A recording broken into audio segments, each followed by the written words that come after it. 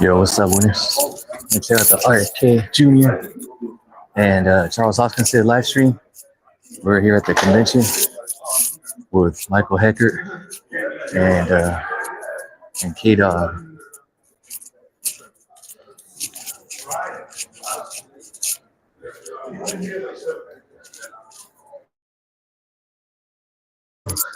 It's crazy.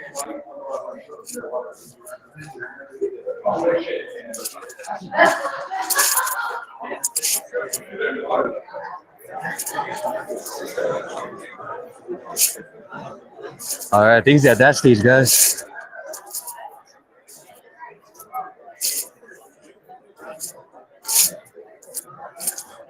Yo, don't forget to hit like, hit subscribe, show some support.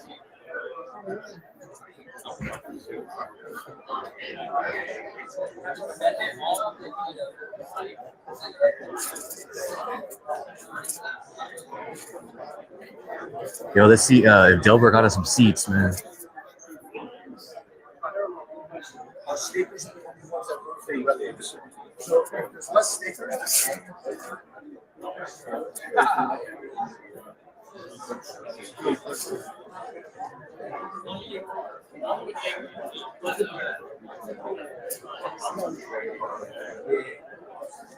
Oh, the audio's gonna suck.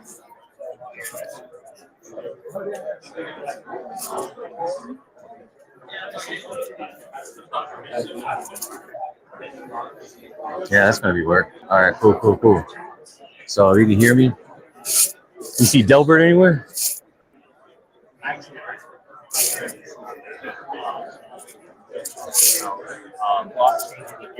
go see if there's a live screen on the couch. Is that the couch? Oh, cool. Oh yeah, so we're gonna watch them live here. Hear the speaker here.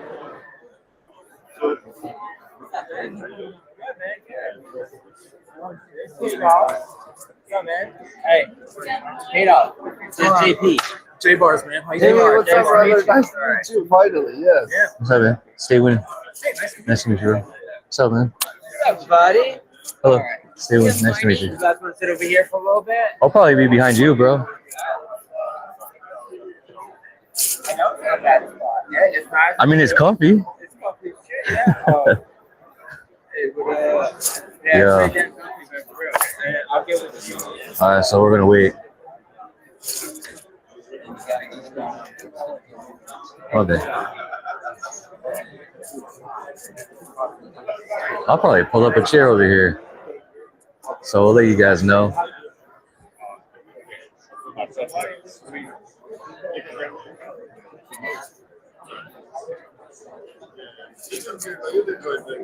Yeah, I'm talking about the Rare Evo, you know what I'm saying? I'm talking about the dog here, you know?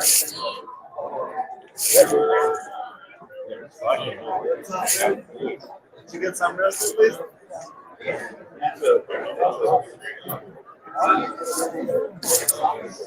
No.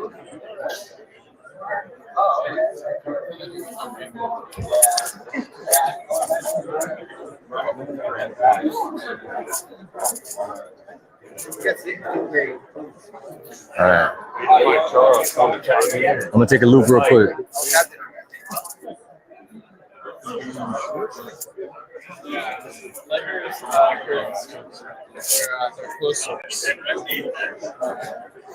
Damn, it's packed, guys. I mean, I could have gotten here earlier. Maybe if I didn't have to like unpack my stuff. There was an issue with my reservation.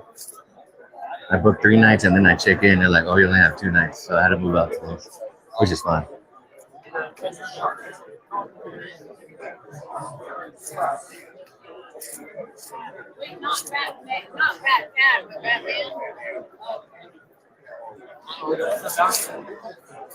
Oh, hey, what's up, man? Yo, man, where are you gonna watch it from? Yeah. That's good work too. Hey, what's up, man? How's it going? Yo, say what up to Caleb. Yeah, I met Caleb yesterday. Yeah, I'll probably record from both angles. Snake's got a couch over there. But I know this is more direct. What about you? You can see from there? Yes, sir. I'm tall enough, I think. Awesome, bro.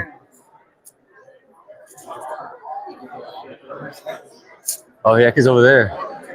Here, look at my screen and I'll point. You see him? There's like a couch right there. All right, we're back. I hope y'all enjoyed that as much as I did. It's always fun to watch the Cardano family speak, and Charles Hoskinson and the foundation. Fantastic. I forgot to introduce myself because I was so excited to be here, and actually, it's been a lot of fun backstage. This is one of the most fun conferences that I've had the honor and the pleasure of attending and emceeing. So it's been a real ride. My name is Megan Nelson. I go by Crypto Megan. I'm on world tour, filming for Draper TV, Tim Draper's channel. And you know, I had to stop here and I had to check out what exactly is happening in the Cardano ecosystem. And I'm so happy we did, because it's absolutely phenomenal. You guys have been a really great Snake crowd, Energy. and it's really What's up, GT? awesome getting to know all of you. Very animated. Yeah, love it. So now, one of the moments we've all been waiting for, we have an excellent session prepared for you. It'll be a fireside chat with none other than the presidential candidate, Robert F. Kennedy Jr., and Charles Hoskinson, the co-founder and CEO of Input Output. So I'm going to announce them on stage now, but before I do, I'm going to leave you with a video, and then Charles will take the stage. So please give him a warm round of applause.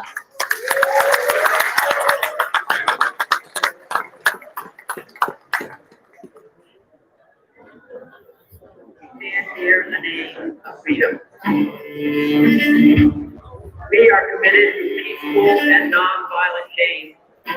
We must recognize the full human equality of all of our people, not just to those of a particular religion, not just to those of a particular race, not just Okay, this ad's pretty cool. but to all of the people. We must do it for the single and fundamental reason that it is the right thing to do.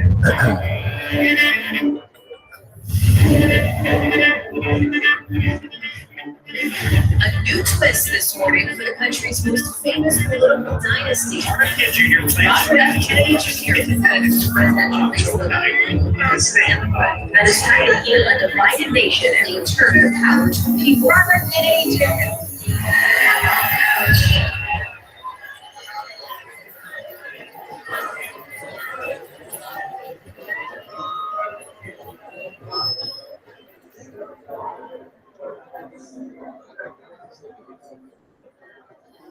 We are told today that our nation is hopelessly divided. But I found something different as I travel this country. I have witnessed an upwelling of optimism that I've never seen before. Something is stirring in us that says it doesn't have to be this way. And so I've come here today to declare our independence from the tyranny of corruption, which robs us of affordable lives, our belief in the future, and our respect for each other. But to do that, I must first declare my own independence. Independence from the Democratic Party. Yeah, that's sweet. And from all other political parties. I haven't made this decision lightly. It's very painful for me to let go of the party of my uncles, my father, my grandfather, and both of my great-grandfathers. But my sacrifice is nothing compared to the risk our founding fathers took when they signed the Declaration of Independence 247 years ago. They knew that if their revolution failed, every last one of them would be hanged. They chose to place everything on the line. When John Adams put his pen down after adding his signature to the Declaration, he turned to those present and he said to them, sink or swim, live or die, survive or perish. From this day on, I am with my country. I'm going to make that same pledge to you today so that I can stand before you as every leader should stand before you, free of partisan allegiance, free from the backroom deals, a servant only to my conscience, to my Creator, and to you. president enters office promising to unite the nation and to work with people from the other party across the aisle. None of them ever does it. They can't. They're already chosen a side. Well, I'm not going to have that problem. I'm going to build coalitions from both sides of the aisle. And except for the small minority of public officials who are actually corrupt, I'm going to tell you this secret. They too want liberation from the system that has captured them. And isn't that ultimately what we all want? Liberation from a system that robs us of our wealth, our health, our hope, our patriotism, our ideals, our freedoms, and ultimately our sense of ourselves as a good and capable people. Is healing our divided nation possible? Let's go take back our country. God bless you, and God bless the United States of America.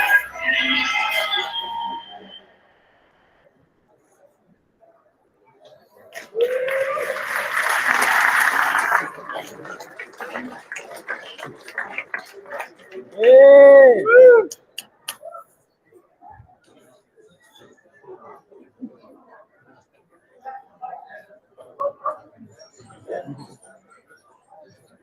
Yo, guys, it's so much hotter today than yesterday.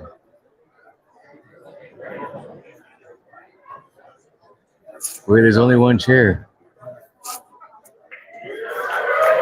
Did we get rug pull, guys? There's only one chair.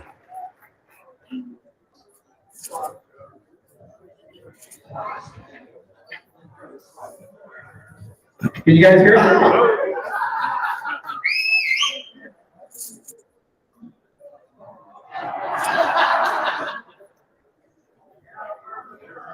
Hi, John. There we go. Okay. Well, they gave me this hack. You guys like it? Okay. Is Bobby here? So originally he was going to come in person, but he has a Secret Service detail and a bunch of other things, and it was short notice. It's really hard to get a flight for 60 people on short notice.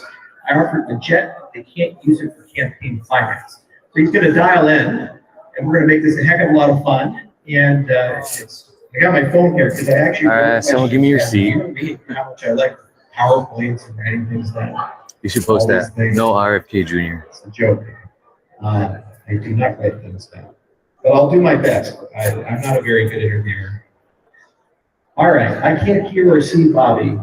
So AV guys, where are we at?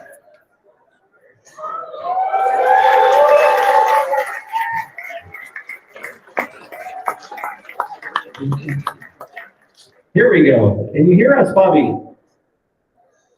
I can't sing. Mr. Kennedy, can you hear us? I can hear you, Charles. Ah, brilliant. Thank you so much. Can you zoom in? And unfortunately, the way I'm oriented, I can't quite see you, but I'm going to look on over. Oh, there he is. Okay. All right, we got all the AV stuff sorted out. So first off, thank you so much for spending some time with us over here in Vegas. This is just a treat and honor for me.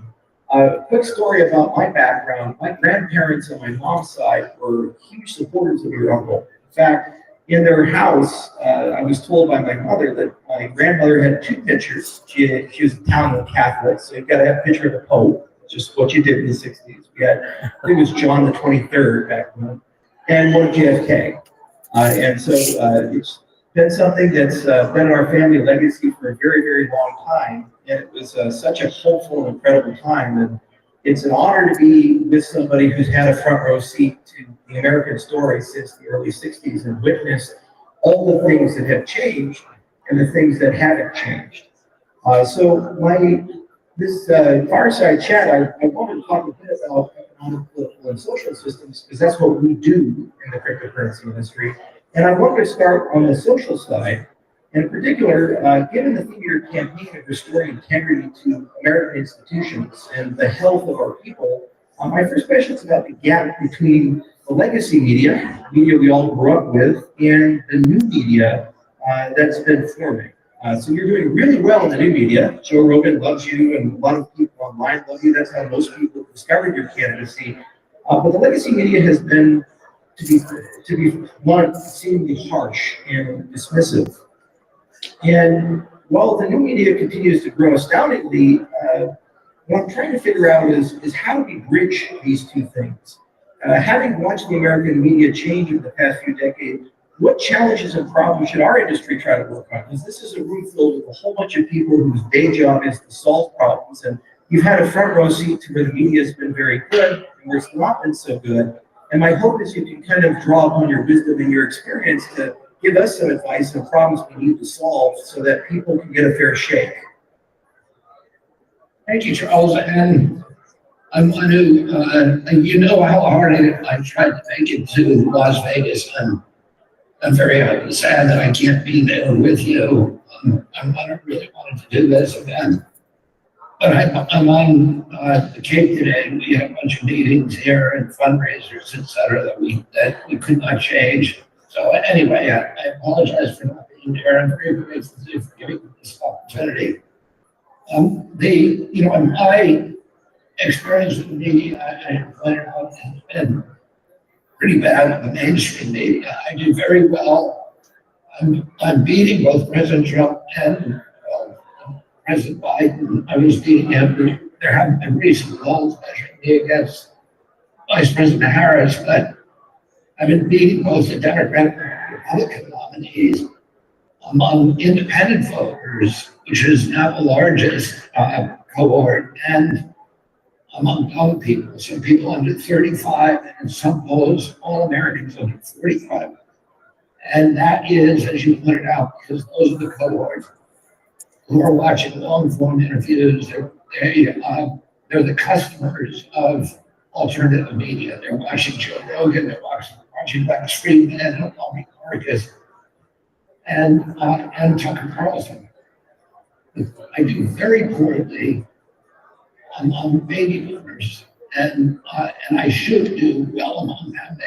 That's the cohort, like your parents and grandparents who remember the Kennedy era, who felt part of Camelot and felt nostalgic about it. The reason I don't do well with them, we believe, is because they never see me. They hear a lot of defamations and pejoratives about me on the mainstream media, but the mainstream media will not give me an interview. So I've only had 2 live interviews in 19 months on mainstream media. One on ABC and one with Aaron Burnett. And then I've had 3 taped interviews. So 5 interviews altogether in 19 months on ABC, NBC, CBS, CNN, and MSNBC, on all of them combined. And that really is not a, then of course they won't let me, they're controlling the debate, so they won't let me on the debate station.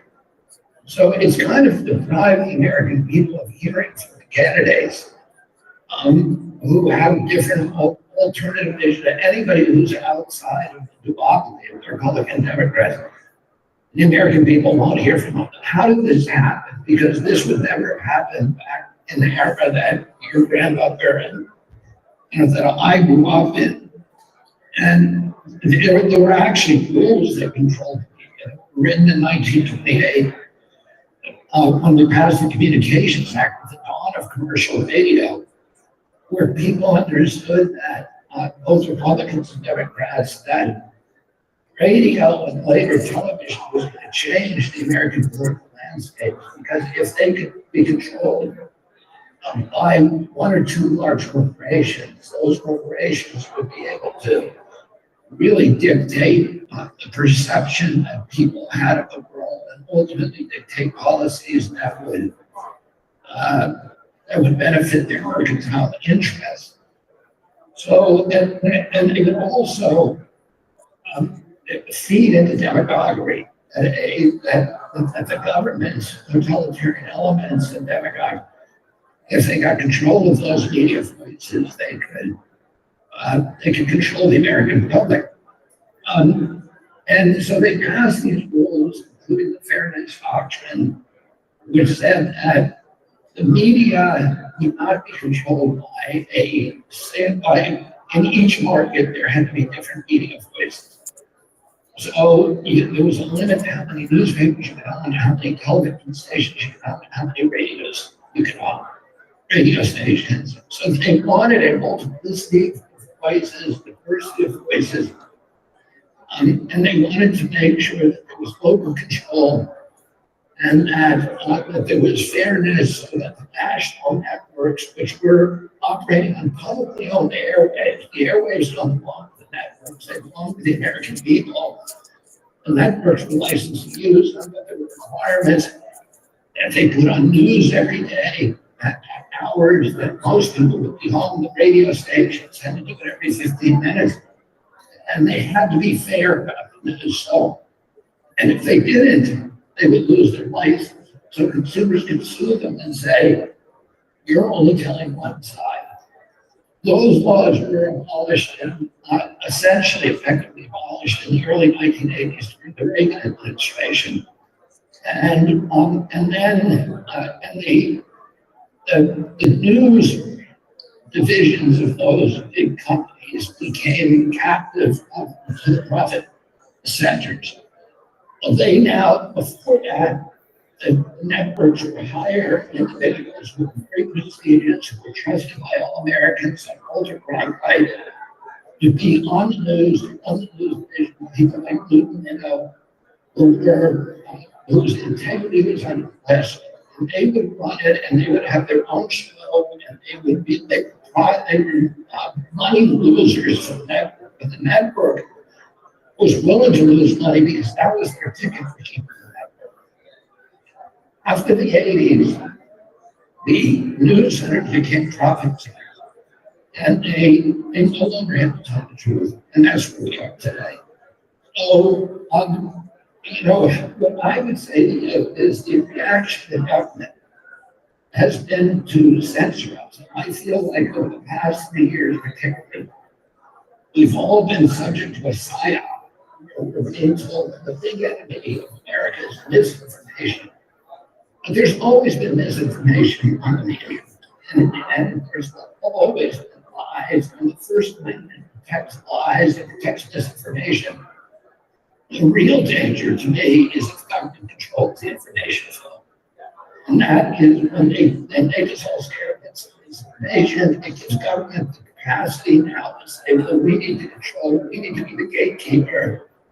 We need to tell you what's true and what's not.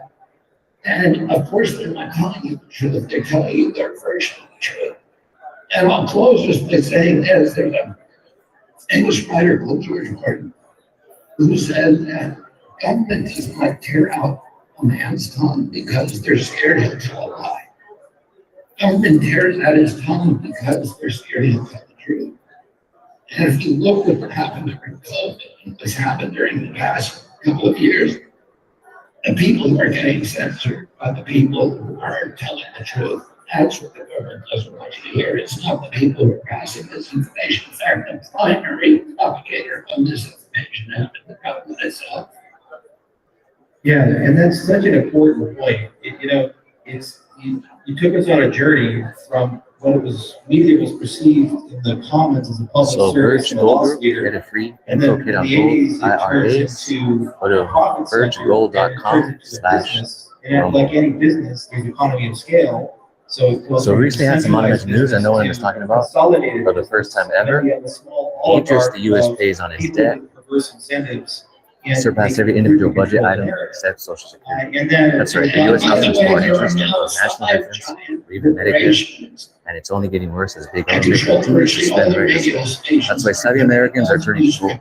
Something not tied to the inflated dollar, you can do with the help of Birch Gold Group. For over 20 years, Birch Gold has helped tens of thousands of Americans protect their retirement savings by converting IRA or 401k into an IRA gold.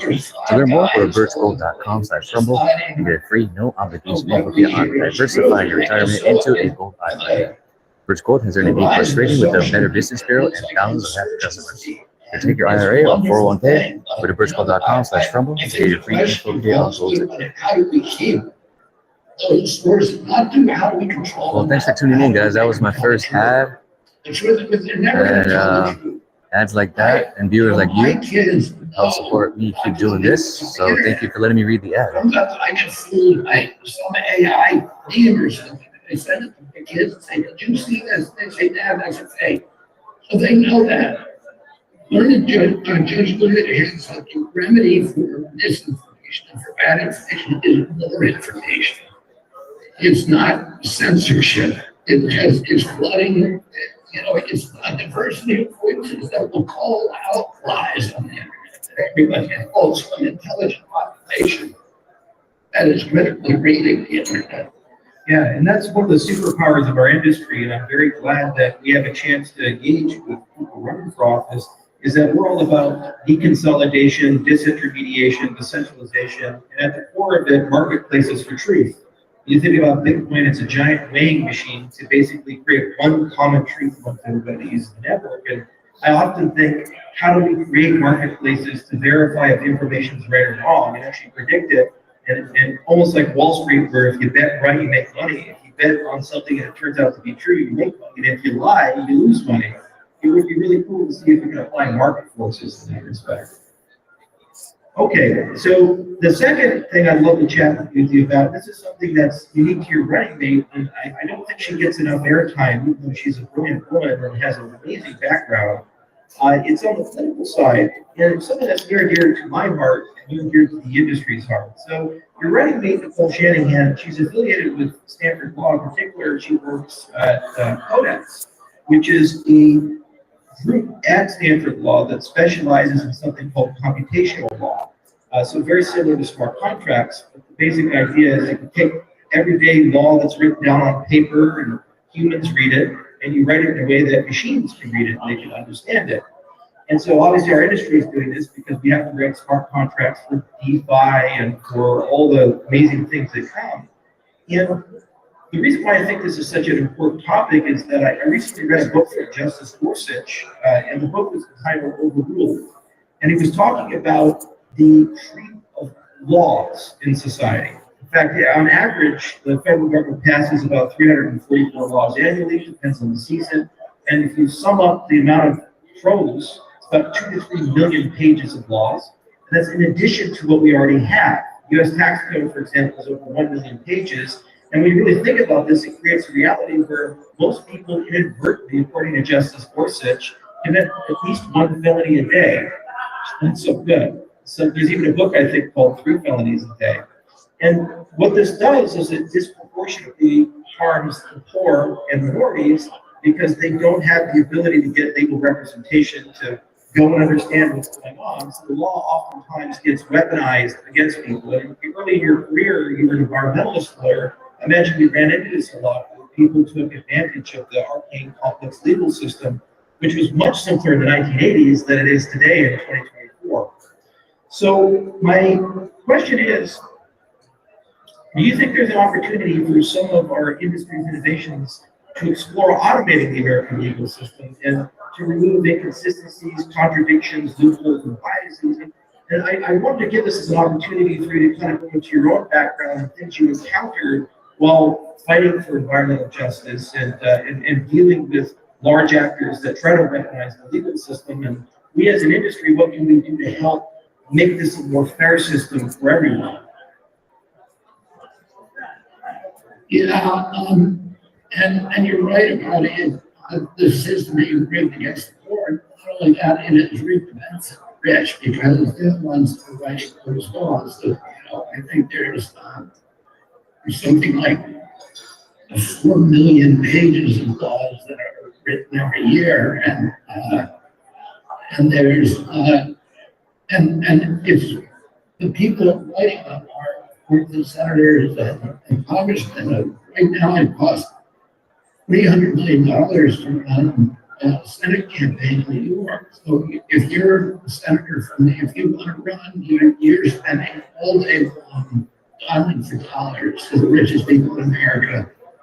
There's a report, Charles, that came out this week that showed that half the political campaigns that are given, the total number of political campaigns, total number of contributions to political campaigns, and 50% of it comes from the 861 people. So if you want to know who's running America, if you want to know who the deep state is, that's who it is. And You know, there's been guys. it was for 100 years, it was illegal for corporations to donate to federal political candidates. We passed that law in 2008. We really rescued democracy at that time. That law stood for 102 years, and it was overruled in the Citizens United case in 2010. And the Citizens United case and donations are for free speech, that they're protected by the First Amendment, and therefore it's illegal to restrict them. And that law released a tsunami of money into the federal political process. So in my election right now, I'm running in, and I can raise about, for my campaign, maybe $100 million. The super PACs in my campaign can claim. Like the other campaigns, there's going to be $15 billion spent. And that money is mainly coming from millionaires and billionaires. And they're writing the laws out. Just briefly to answer, Nicole is a genius on that stuff. I'm not sure how it will apply to civil law or criminal law. You know, part of the problem with the law is not our access to them, which we can get through blockchain, that they're just in the cycle to start off with, and they're unfair and they're bad laws. I think the most promising from my point of view, from my kind of limited understanding, is, as you say, smart contracts. If I want to make a contract with somebody where, let's say, I say, you pay me $100 if the price for oil hits $100, that contract normally there would be all kinds of friction writing that, because you'd have to put money in escrow, and you'd have to pay a bank, and there's accountants involved, and there's brokers involved.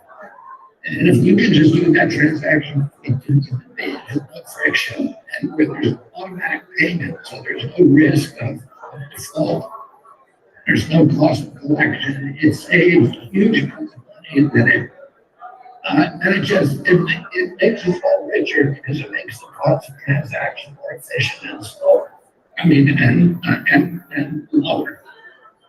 Yeah, and from my viewpoint, I think of it like a software engineer, where I say, if you can get a machine to understand the law, you can write tests and debug the law, so you can look for loopholes, contradictions, and this is especially important in the tax code, where basically people are paid billions of dollars to find loopholes so that they can benefit people to not pay taxes or to lower their tax rate. But you see it in every place, and there's nothing worse in life when you have contradictions and you have regulatory agencies that basically tell you opposite things. And it's never clear for me, like, who's actually in charge. A great example would be the Department of Justice is suing SpaceX, I guess because they're not hiring their non-citizens. You want to get a picture of this? They have military contracts and they work with the DoD, and their employees require security clearances. So one agency says you're not allowed to hire non-citizens. The other agency is suing them for not hiring non-citizens. Yeah, thank you. Kind of a weird paradox. Awesome. Appreciate it, bro. The federal government tells you opposite things, and it's not clear which winner you're supposed to pick. Yeah, well, I don't know, but you know, I can't imagine how even with how even with blockchain applied to that, understanding the complexities of it. Oh no, just the ad. That was cool. Thank you. It was just the ad, but thank you. That's the law, as long as Congress is owned by big corporations. Oh, I just wanted to show people that so far I made 66 cents on the stream. Right, but at least we can know where the contradictions are and where the injustices are. So we have a bug list, and whether we can actually fix the code or debug it or not, at least we know that there's a problem there. So I want to pivot a bit, and this is the meat and potatoes of our industry, the economic side. And I know you recently spoke at Bitcoin 2024, and you outlined several policies there, including a strategic Bitcoin reserve proposed to full season purchase Bitcoin. And also you proposed tax policy like expanding 1031 rules to cover cryptocurrencies. Oh, nice. And That's our great. industry, going beyond those proposals, we have kind of two broad regulatory great areas, and they're causing everybody in this room and rooms like this a lot of heartburn. The first regulatory concern is asset classification. And this is really who's the regulator concern for the majority of the things we do. If you go and talk to Gary Gensler and you go and talk to the Biden administration, they seem to be of an opinion that everything that walks is a security. And the challenge is that securities law is not really fit for purpose. A lot of people in our industry have been having discussions about maybe we should have cryptocurrencies be commodities and regulate them under the CFTC. And so the first question is for you to kind of channel your grandfather, because I think not a lot of people know that I think your grandfather was the founding chairman of the SEC. This is something that's near and dear to your family's legacy of kind of establishing this entire regulatory system. And instead of going into, let's say, specifics like do you support 1521 or FIA, more how do you think about building effective regulation for frontier industries? You know, the next president's not just dealing with blockchain, they're dealing with quantum computers and the rise of AI and synthetic biology and all these new business models. And it's unrealistic to say, well, everybody has to be an expert on everything and then come down from the mountaintop like Moses with tablets and solve the problem. Rather, it has to be more of a problem-solving philosophy. And I was hoping that the crowd here would become a bit acquainted with how you think about developing regulations, especially in frontier agencies, because we can finally get to clarity of whether something's a security or a commodity, who's in the room, how do they get into that room, and then how do you build bipartisan consensus for that? Yeah, my grandfather had was a Wall Street outsider, so he came from Boston. He was Irish Catholic. He had to leave Boston because at that time the financial clubhouse in Boston was the ecosystem was dominated by Brahmin boss, and he was on Boston. So he went to New York. He loved the freedom of New York. He was still not on the end of his Irish club. He figured out the tricks for how to manipulate stocks and he Roosevelt named him because he knew the tricks. Roosevelt named him as a first chair of the SEC.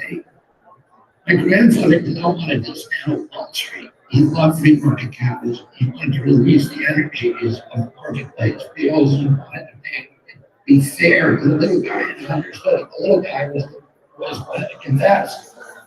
He had to know this system wasn't great.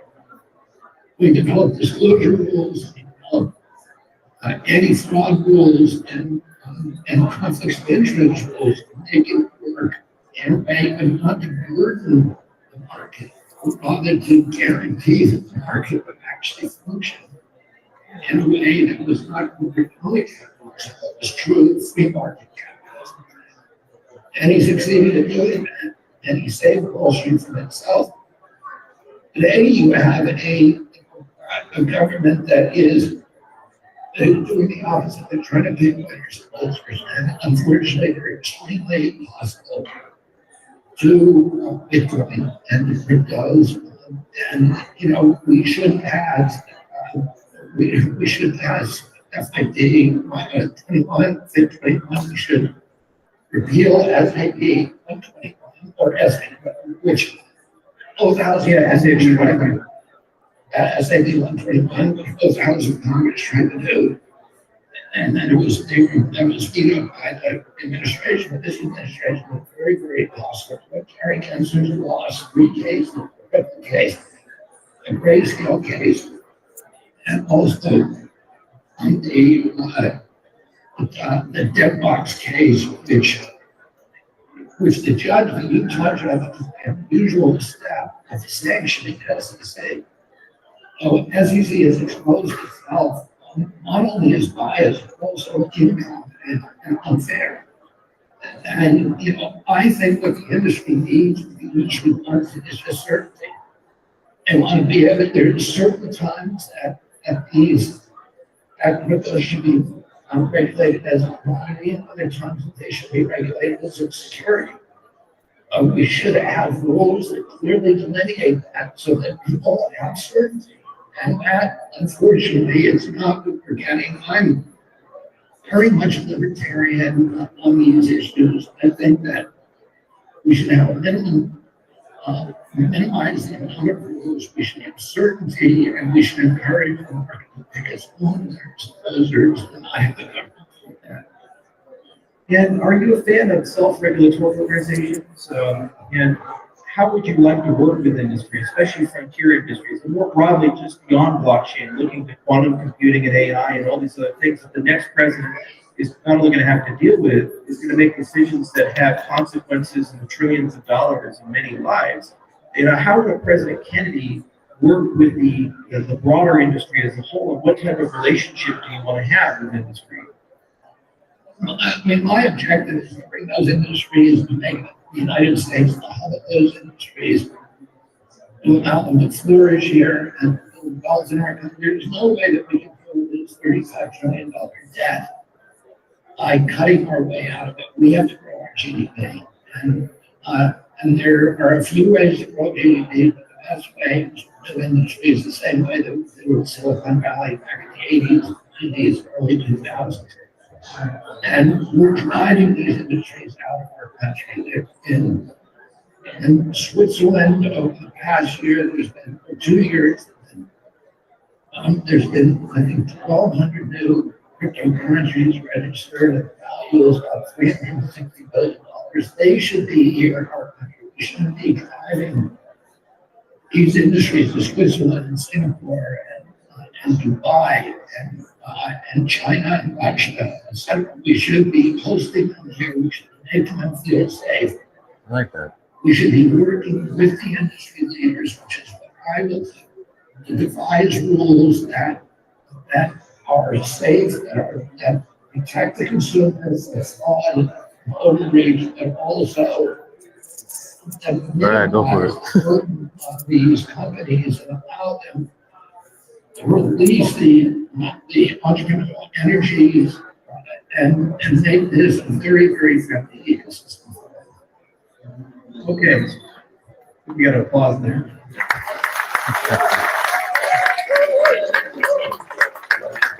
Yeah, that's that. Yeah, that's keep it in Okay, there. so That's one more right. question. If people are listening to you, they're hearing us. Last question, people. Share the stream, like, subscribe if you haven't. Thank you for the Make support. President Kennedy. I was able to do my first dive. Where do they go? What do they Here do? comes us. What do they need? People should go to our website, KennedyDream.com. Right now, we do need money. We're fighting lawsuit. We're within 2 weeks, we'll be on the ballot in every state. On the ballot, we've got enough signatures already for, I think, 48 states and the District of Columbia. So we'll be 2 more states, but we're being sued. And those lawsuits are by the DMC, and in every one of those lawsuits, we can speak for this week, the Jersey, North Carolina, and Maryland. And but I'm going to be in Portland this week. I'm going to be testifying in New York. I'm going to be testifying in Philadelphia, which takes my time. I should be going to rallies and fundraisers. Anything anybody can do to help support the cost of those lawsuits. And we need to break this co-op. We need an alternative in this country. If we elect the current candidates, we're going to get more of the same. We know what we're going to get. We're going to get more debt. They're the ones who have these two administrations who have $8 trillion each. And we're going to get more wars, we're going to get more division, more anger, more hatred, more polarization. And it is a critical time in history because of the growth of AI, because of the growth of blockchain. These industries can go either way. They can become mechanisms for democratizing our society, for making government more accountable, more transparent, or they can be weapons used by the government as tools of totalitarianism, clamp-down totalitarian controls that alter our very reality, to control and monitor and surveil us. And we need a president who has and a vice president like Nicole Shanahan who understands the perils and the promise of AI, of blockchain, of computational technologies, and all these other technologies that are coming down the road. down the road to us. And are going to have capacity, are going to definitely change our world. And we need somebody there who's thinking about this 24 hours a day about how to make sure it changes our world for the better. So there you have it, folks. Thank you so much for being here.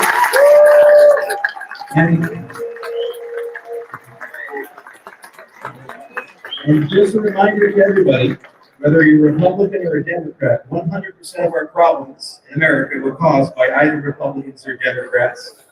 And that's why Kennedy is the remedy. Thank you for spending this time with us. It's a great honor. We love having you here. And we're going to try and send you to Washington to represent all of this. Take care. I'm gonna light it on fire when I get in there. So thank you very much. Take care.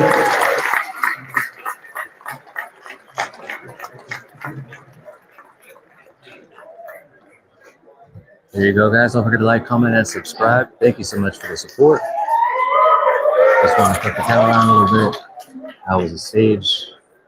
So thank you. Don't forget to like, comment, and subscribe. Let me know what you thought about Kennedy's speech and Charles Hoskinson's chat and questions. Thank you so much.